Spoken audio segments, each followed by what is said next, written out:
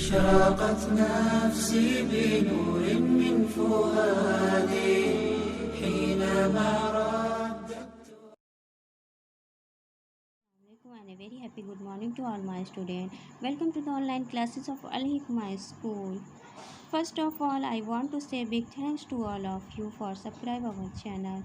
And if you are new on my channel, please then do subscribe it. Okay, let's read the book of Hindi. Now we will study first chapter of Shish Jugan.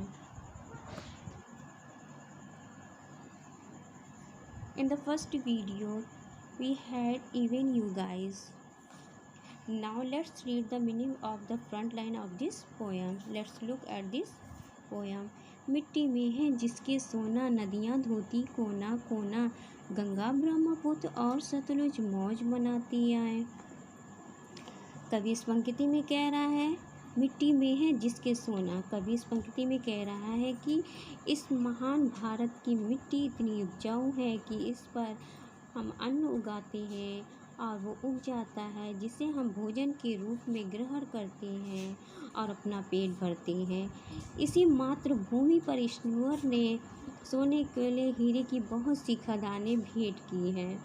तो देखा जाए तो हम इस भारत की मिट्टी से अनेक प्रकार से लाभ उठा रहे हैं, इसलिए यहाँ की मिट्टी हम मनुष्यों के लिए हर प्रकार से कोई सोने से कम नहीं है। नेक्स्ट लाइन पर आएंगे। नदियाँ धोती कोना कोना, गंगा ब्रह्मपुत्र और सतलुज मौज मनाती आए। कवि इस पंक्ति में कह रहा है कि यहाँ की पवित्र नदियाँ जैसे गंगा, ब्रह्मपुत्र और सतलुज, इन सभी नदियों की जलधारा एक ओर से दूसरी ओर आनंद उठाती हुई भारत के समस्त नदियों को शुद्ध करते हुए आगे की ओर बढ़ रही है। यहाँ पर कवि के कहने का तात्पर्य ये है कि गंगा नदी का एक बहुत बड़ा तंत्र है, इसलिए इसे गंगोत्री नदी के नाम से भी जाना जाता है।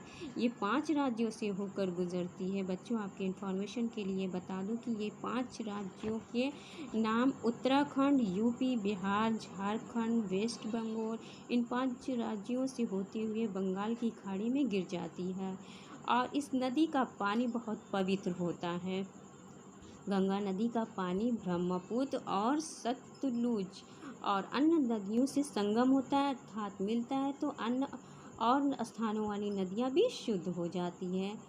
That's it for today. Inshallah we will be mentioned in further videos. Allah Hafiz. أشرقت نفسي بنور من فؤادي